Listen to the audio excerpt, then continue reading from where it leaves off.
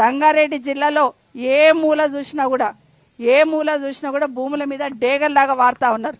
నిన్నగాక మొన్న అస్తేపూర్ కవ్వుకుంటే మీకు ఐడియా ఉంది.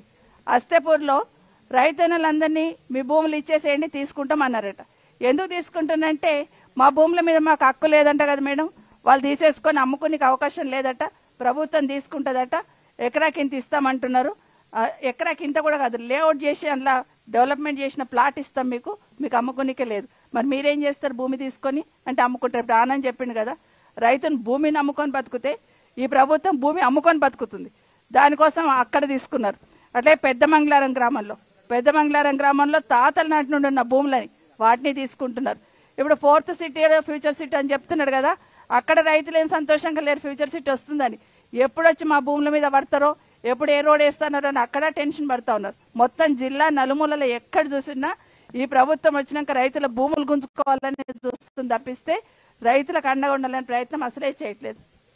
అందులో వికారాబాద్ జిల్లాకు సంబంధించిన ముఖ్యమంత్రి గారు ఉన్నారు.